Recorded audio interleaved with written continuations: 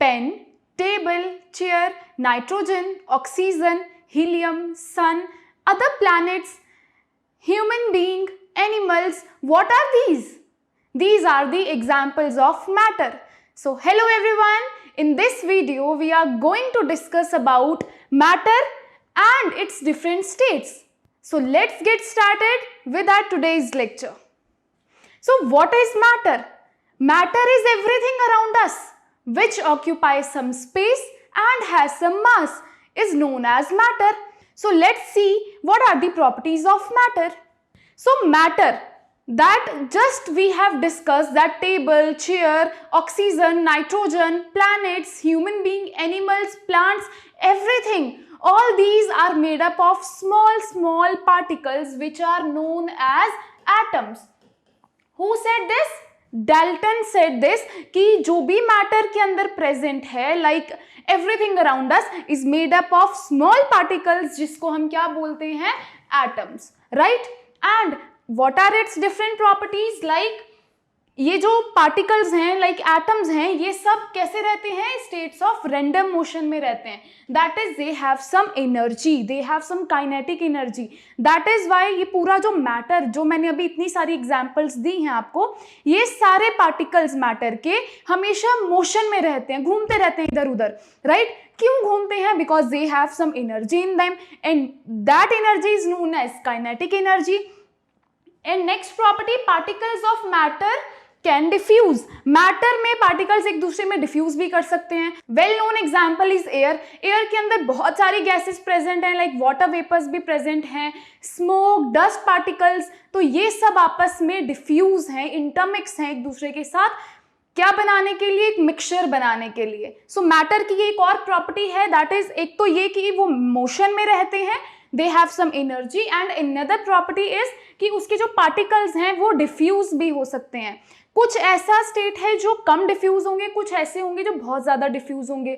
For example, अगर आप दो गैसेस को मिक्स करोगे बहुत तेज़ी से मिक्स हो जाएंगे, और अगर आप दो लिक्विड को मिक्स करोगे उन्हें थोड़ा सा लिटिल बिट टाइम लगेगा मिक्स होने में, आपको उन्हें स्टर करवाना पड़ेगा. और सॉलिड्स तो डिफ्यूज हो ही नहीं सकते हैं, राइट? हाँ, ऐसा है कि शुगर को वाटर में जरूर डिसॉल्व करवा सकते हो क्योंकि एक सॉलिड है और दूसरा लिक्विड है, राइट? बट सॉलिड्स की डिफ्यूजन सबसे कम होती है, लाइक निग्लिजिबल होती है. Let's see another property, particles of matter attract each other. Matter के पार्टिकल एक दूसरे को अट्रैक्ट करते हैं, तभी तो वो बाइंड होते हैं. और ये अट्रैक्शन सबसे ज्यादा आपने देखी होगी सॉलिड्स में. जैसे ये पेन सॉलिड है, ये जिस पार्टिकल से बना है आप उन्हें सेपरेट नहीं करवा सकते जस्ट बाय हिटिंग, राइट? नहीं करवा पाओगे क्योंकि ये पार्टिकल्स ने एक दूसरे को बहुत टाइटली अट्रैक्ट किया हुआ एक दूसरे की तरफ, राइट? तो मैटर के पार्टिकल्स एक दूसरे को अट्रैक्ट करते हैं, कुछ में ज्यादा अट्रैक्शन होगी और कुछ में बहुत कम अट्रैक्शन होगी. Next, particles of matter have intermolecule space. Matter के पार्टिकल्स में स्पेस भी प्रेजेंट होती है, कुछ में बहुत ज्यादा, कुछ में बहुत कम, right? Let's see what are the different states in which matter exist. As you already know, there are 3 states of matter. बचपन से ये पढ़ते आ रहे हो. कितनी स्टेट्स? 3 स्टेट्स. कौन कौन सी? Solids, liquids and gases. ये तो आप ऑलरेडी पहले से पढ़ते आ रहे हो. That for example table, chair, इसकी बात करूँ, ये सॉलिड फॉर्म ऑफ मैटर है. If we talk about water, oil, ये लिक्विड फॉर्म ऑफ मैटर है. If we talk about oxygen, nitrogen, ये क्या है? ये गैसेस की फॉर्म है मैटर में. तो मैटर की आपने 3 स्टेट्स ऑलरेडी पढ़ी हैं. तो कौन सी ऐसी 2 और स्टेट्स हैं जो शायद आपने नहीं पढ़ी हैं या आपको नहीं रिवाइज होंगी? तो वो हैं आपके पास प्लाज्मा एंड बोस-आइंस्टाइन कंडेंसेट. तो it means we have 5 states of matter, not 3. And what are those 5 states of matter? Solids, liquids, gases and plasma and Bose-Einstein condensate. We have 5 states of matter. Let's discuss all these 5 one by one. So let's see their properties.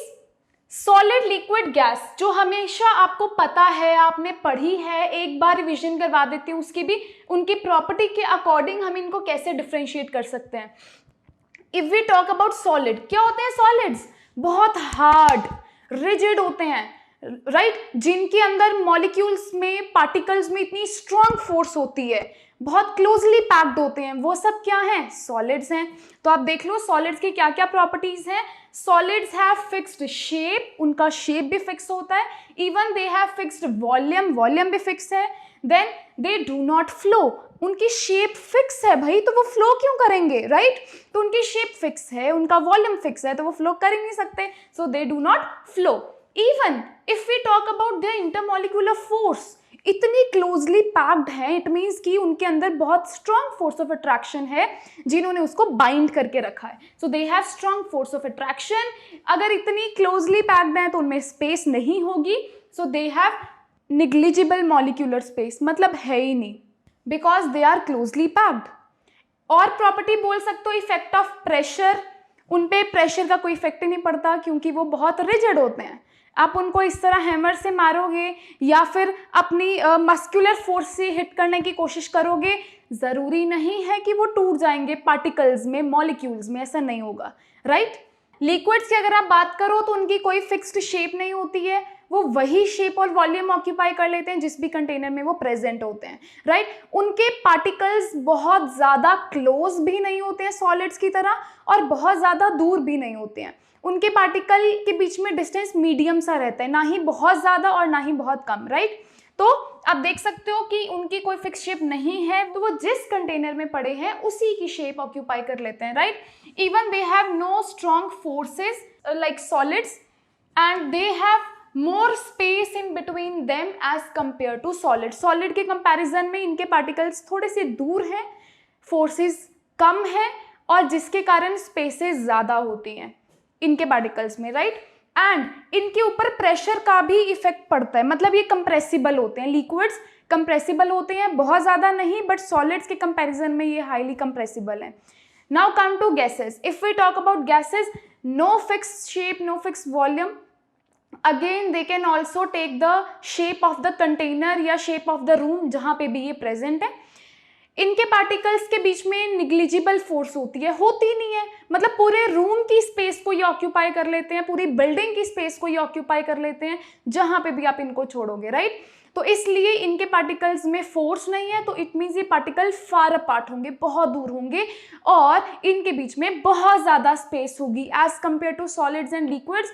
इनके particles के बीच में intermolecular space maximum होती है। तो अगर हम इनको कंपेयर करें तो सॉलिड्स में इंटरमॉलिक्यूलर स्पेस बहुत ज़्यादा है और ये हाईली डिफ्यूजिबल होते हैं, मतलब बहुत जल्दी ये डिफ्यूज हो जाते हैं, बहुत रैपिडली डिफ्यूज हो जाते हैं, इनकी डिफ्यूजन स्पीड भी काफ़ी ज़्यादा होती है as compare to solids and liquid. And even अगर कंप्रेसिबिलिटी की बात करें तो इन दोनों के कंपैरिजन में ये हाईली कंप्रेसिबल है because particles are far apart from each other. So this is all about solid, liquid, gas and their properties. Now come to next important states of matter जो आपको थोड़ी सी याद होंगी, जिसमें आ जाती है plasma and बोस-आइंस्टाइन condensate. So here's the properties of plasma. What is plasma first of all? You can see this diagram. इसमें आपको शो हो रहा है कि ये क्या है, solids हैं, this is liquid and this is gas, right? What will happen if we heat this gas? अगर हम इस गैस को बहुत हाई टेम्परेचर पे हीट कर देंगे, व्हाट वी विल गेट? तो we will get plasma. How? अगर हम इस गैस को एक्सट्रीम हाई टेम्परेचर पे हीट कर देते हैं तो ये क्या करेगा, ये जो एनर्जी है, हीटिंग एनर्जी है, ये क्या करेंगी, इस गैस पार्टिकल्स की स्पीड को और तेज कर देंगे, पार्टिकल को आयोनाइज कर देंगे, वो जो एटम थे वो आयंस में कन्वर्ट हो जाएंगे। आयंस का मतलब है चार्ज्ड पार्टिकल्स में वो कन्वर्ट कर देंगे, जिसके कारण वो बन जाएंगे सुपर एनर्जेटिक पार्टिकल, और वो सुपर एनर्जेटिक पार्टिकल की जो स्टेट है मैटर की उसे हम बोलते हैं plasma. So let's see, so what is plasma? It is the fourth state of matter. Fourth state of matter है, this state consist of super energetic super exciting particles. मतलब जब हमने गैस के मॉलिक्यूल्स को, गैस को particularly बहुत high temperature पे heat कर दिया तो वो किस फॉर्म में आ गई, उसके पार्टिकल सुपर एनर्जेटिक फॉर्म में आ गए, सुपर एक्साइटेड फॉर्म में आ गए, right? So plasma is not so generally seen form of matter, आप इसको इजीली देख नहीं सकते हो। Plasma consist of particle with extremely high kinetic energy. Obviously मैंने अगर इतना हीट कर दिया है तो इसके पार्टिकल्स की एनर्जी बहुत ज़्यादा होगी। सो आप इसको बोल सकते हो कि अब वो जो पार्टिकल थे गैस के वो आयोनाइज हो गए और आयोनिक गैस बन गई, वो आयोनाइज्ड गैस की फॉर्म में वो कन्वर्ट हो गए हैं, right. So what is plasma? It is the fourth state of matter and this consist of ionised gas. इसके अंदर आयोनाइज्ड गैस पड़ी हुई है जिसमें पार्टिकल सुपर एनर्जेटिक हैं, सुपर एक्साइटेड हैं and they have extreme high kinetic energy. Next is the plasma glow with a special colour depending upon the nature of the gas. The most important point कि ये जो plasma है जिसमें particle super energetic, super excited है, have high energy, तो ये क्या करेंगे? कुछ तो करेंगे, कुछ तो डिफरेंट यूनिक करेंगे। तो वो क्या यूनिक करेंगे? वो कुछ एनर्जी लिबरेट करेंगे और वो एनर्जी एक ग्लो की फॉर्म में आपको दिखाई देगी। कुछ विजिबल लाइट, कुछ ग्लो की फॉर्म में वो आपको दिखाई देगी और उस लाइट के डिफरेंट कलर्स होंगे। वो जो ग्लो प्रोड्यूस होगा उसके डिफरेंट कलर्स होंगे डिपेंडिंग अपॉन कौन सी गैस आपने ली है। तो different gases produce different glow on heating. So सारे प्लाज्मा का अलग अलग कलर होता है। डिफरेंट गैसेस का जो प्लाज्मा होगा they show unique colour, they show different colour, right. तो प्लाज्मा ग्लो करता है with a special colour depending upon कि आपने कौन सी गैस ले रखी है। It occurs at generally higher temperature that is above 5530 degree Celsius. Imagine इतने हाई टेम्परेचर पे आपको किसी गैस को अगर हीट करना है। For example I am taking neon sign bulb. तो नियॉन साइन बल्ब जो होते हैं आप देख सकते हो, इधर आपको स्क्रीन पे भी दिख रहे हैं नियॉन साइन बल्ब कुछ इस तरह के। तो इनमें आप देख रहे हो कि ग्लो प्रोड्यूस हो रहा है अलग अलग कलर्स का। तो इसमें कौन सी गैस प्रेजेंट है? इसमें नियॉन गैस प्रेजेंट है। तो नियॉन गैस को जब एक्सट्रीम हाई टेम्परेचर पे हीट किया जाता है तब वो ग्लो प्रोड्यूस करता है। इसी तरह आप एग्जाम्पल ले सकते हो फ्लोरोसेंट ट्यूब्स। फ्लोरोसेंट ट्यूब्स में भी हीलियम या कुछ अदर गैसेस का प्लाज्मा पड़ा होता है जिसके कारण वो भी ग्लो प्रोड्यूस करता है। इवन अगर मैं नेचुरल चीजों की बात करूं, सन जो इतनी सारी रेडिएशन छोड़ रहा है, जो उसका ग्लो आपको दिख रहा है, वो किसकी वजह से दिख रहा है? उसमें भी प्लाज्मा प्रेजेंट है। हाइड्रोजन एंड हीलियम का प्लाज्मा सन के अंदर प्रेजेंट है जिसके कारण वो भी ग्लो प्रोड्यूस करता है। Even stars, so you can see sun and star glow because of the presence of plasma in them. So I hope कि आपको प्लाज्मा के बारे में सारी नॉलेज हो गई है। तो प्लाज्मा क्या है? जो ग्लो प्रोड्यूस करता है। और प्लाज्मा बनता कैसे है? जब हम किसी गैस को एक्सट्रीम हाई टेम्परेचर पे हीट करते हैं और उसके पार्टिकल्स की एनर्जी बढ़ा देते हैं, सुपर एनर्जेटिक बना देते हैं, तब बनता है plasma. So next move to fifth state of matter that is Bose-Einstein condensate. So Bose-Einstein condensate it is the fifth state of matter. किसने दी है? किसने डिस्कवर की? बोस-आइंस्टाइन ने डिस्कवर की 1995 में। ऑफ कोर्स तभी इसका नेम पड़ा बोस-आइंस्टाइन कंडेंसेट, राइट। इसके बारे में समझने के लिए वापस से हम उसी डायग्राम पे चलते हैं। इस डायग्राम में मैंने आपको समझाया था कि किस तरह प्लाज्मा की फॉर्मेशन हुई। अब हम समझते हैं कि बोस-आइंस्टाइन कंडेंसेट कैसे फॉर्म होगा। तो ये आपके पास क्या है? Gas, right. This is gas. अगर मैं इस गैस को कौन सी गैस लेनी है? बहुत लो डेंसिटी वाली गैस लेनी है, एक्सट्रीम लो डेंसिटी वाली गैस उठानी है और इस गैस को कूल करना है। कहां तक कूल करना है? बहुत लो टेम्परेचर पे कूल करना है। यू कैन से 0 केल्विन तक कूल करना है। 0 केल्विन को आप और क्या बोल सकते हो? -273 डिग्री सेल्सियस, राइट। तो -273 डिग्री सेल्सियस या जिसको आप 0 केल्विन भी बोलते हो, यहां तक हमने एक लो डेंसिटी वाली गैस को कूल करना है। क्या होगा? इतने लो टेम्परेचर पे आप एक गैस को लेकर जा रहे हो, पार्टिकल जो इतने दूर दूर थे गैस के वो सारे नजदीक आने स्टार्ट हो जाएंगे, वो क्लम्प होने लग जाएंगे, एग्रीगेट बन जाएगा उनका, एक क्लस्टर की फॉर्म में बिग एटम की फॉर्मेशन करेंगे जिसे हम बोलते हैं बोस-आइंस्टाइन कंडेंसेट। आई होप ये आपको क्लियर हुआ है। प्लाज्मा भी गैस की हेल्प से बनाया गया था और बोस-आइंस्टाइन कंडेंसेट भी गैस की हेल्प से ही बनेगा। आपने एक लो डेंसिटी वाली गैस को कूल करना है एक्सट्रीम लो टेम्परेचर पे which is -273 degree Celsius. So what will happen? जितने भी ये गैस के एटम्स है वो सारे के सारे इकट्ठे आ जाएंगे और एक बिग एटम की फॉर्मेशन करेंगे जिसे हम क्या बोलते हैं? बोस-आइंस्टाइन कंडेंसेट, राइट। तो ये है बोस-आइंस्टाइन कंडेंसेट, फाइन। और ये आपके पास बन रहा है यहाँ पे प्लाज्मा। और ये जो बीच में आप देख रहे हो ये सॉलिड्स हैं ये लिक्विड्स हैं एंड ये गैसेस हैं, राइट। तो गैस की हेल्प से हमने फॉर्म किया प्लाज्मा और गैस की हेल्प से हमने फॉर्म किया Bose-Einstein condensate, right. So you can see Bose-Einstein condensate कैसे बना, आपने देखा। इस पे even Carl Wieman and Eric Cornell ने भी एक एक्सपेरिमेंट किया था। उन्होंने रुबिडियम के सैंपल को कूल करा बहुत लो टेम्परेचर पे, दैट इज एब्सोल्यूट जीरो पे। तो क्या ऑब्जर्व करा इन्होंने कि इस टेम्परेचर पे जो गैस मॉलिक्यूल्स थे उनका मोशन बिल्कुल निग्लिजिबल हो गया। मतलब गैस मॉलिक्यूल जो इधर उधर भाग रहे थे, जिनमें इतनी सारी स्पेस प्रेजेंट थी और फोर्स थी नहीं कोई अट्रैक्टिव फोर्स, वो सारी क्या हो गए, निग्लिजिबल हो गए। मतलब मूव ही नहीं कर रहे, मोशन पे आ ही नहीं रहे। और इस टेम्परेचर के कारण उनकी काइनेटिक एनर्जी भी क्या हो गई, बहुत लो हो गई, और जिसके कारण पार्टिकल अब सेपरेट नहीं रहेंगे, दे गेट क्लम्प टुगेदर।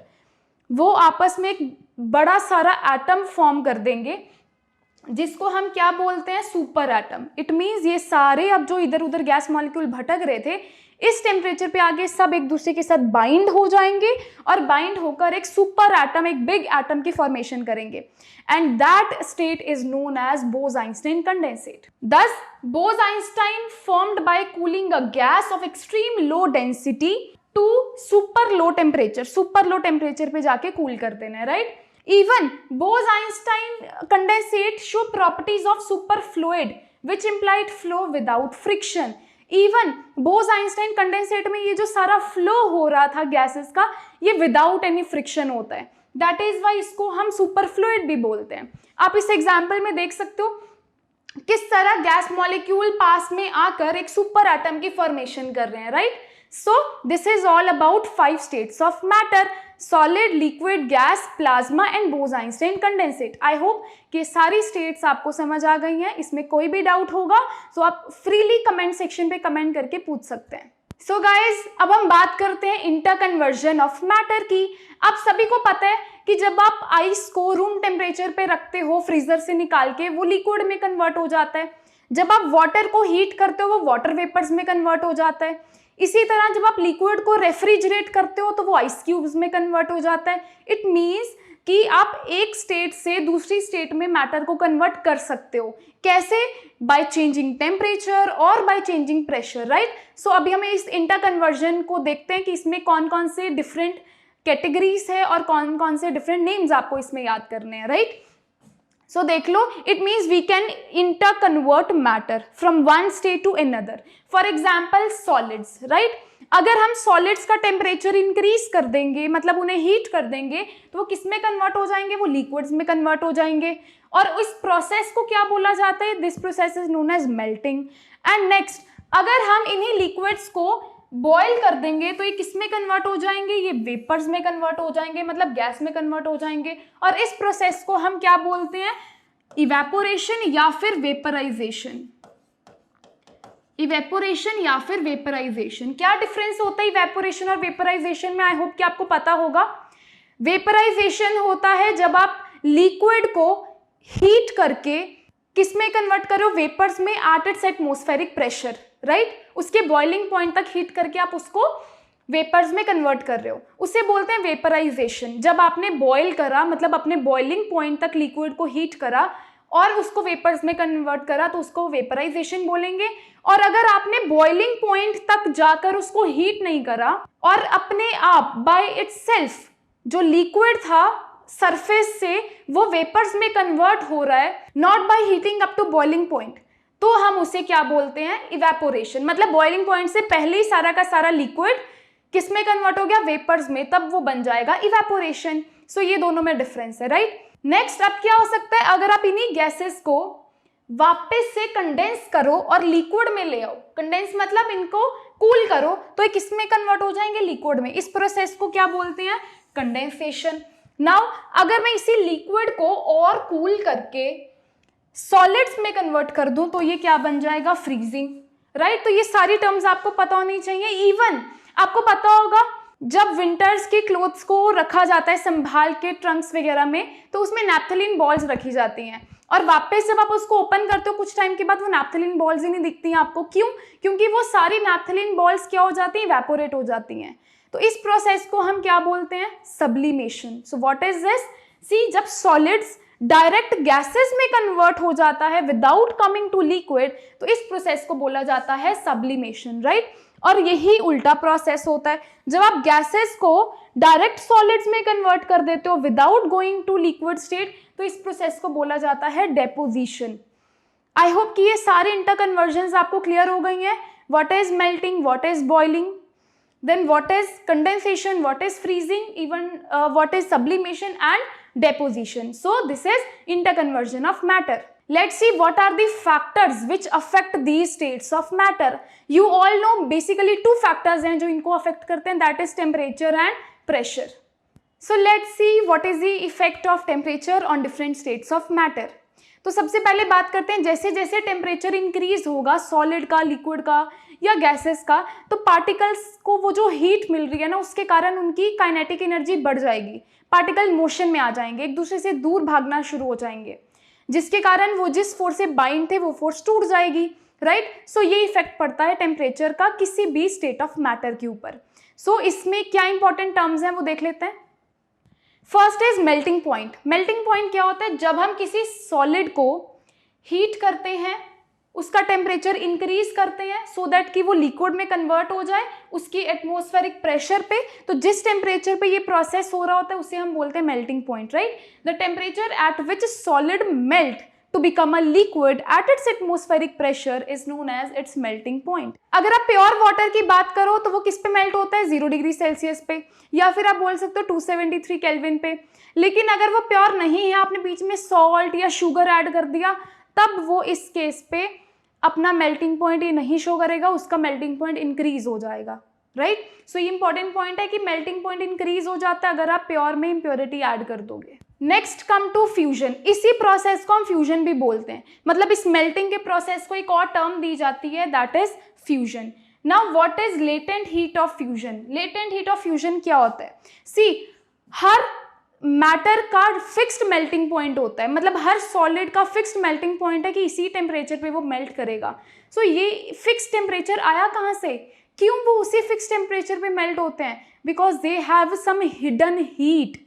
इतनी हीट अगर उन्हें मिल जाएगी तभी वो मेल्ट करेंगे, अदरवाइज नहीं करेंगे, राइट। तो उस हिडन हीट को हम बोलते हैं लेटेंट हीट ऑफ फ्यूजन। मतलब the amount of heat required to change 1 kg of solid into liquid at its atmospheric pressure and at its melting point is known as latent heat of fusion. तो इस particular melting point पे ही कोई solid क्यों melt करता है, because they have hidden fixed amount of heat, जिसको हम बोलते हैं लेटेंट हीट ऑफ फ्यूजन। सो ये कुछ इंपॉर्टेंट चीजें थी सॉलिड से रिलेटेड। अब हम बात करते हैं बॉइलिंग पॉइंट क्या होता है। बॉइलिंग पॉइंट होता है कि जिस टेम्परेचर पे कोई भी पर्टिकुलर लिक्विड बॉयल होना स्टार्ट हो जाता है, मतलब वो वेपर फॉर्म में आना स्टार्ट हो जाता है, उस फिक्स टेम्परेचर को हम बोलते हैं बॉइलिंग पॉइंट, राइट। तो जब भी हम किसी लिक्विड को उसके बॉइलिंग पॉइंट पे ले जाकर वेपर में कन्वर्ट करेंगे तो इस प्रोसेस को बोलेंगे vaporisation.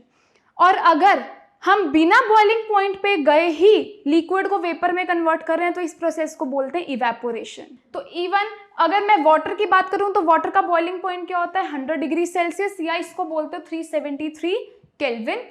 And this process of conversion is known as vaporisation और boiling. Next is evaporation. Just I have discussed with you कि इवेपोरेशन क्या होता है। अब देखते हैं इवेपोरेशन को कौन कौन से फैक्टर्स अफेक्ट करते हैं। आपको पता है जितना ज़्यादा सरफेस एरिया होता है उतनी इवेपोरेशन तेज होती है। लाइक अगर आप वाटर को एक ग्लास में लेते हो और आप वाटर को एक ओपन वेसल में लेते हो तो किस में सबसे तेजी से इवेपोरेशन होगी, ऑब्वियसली ओपन वेसल में।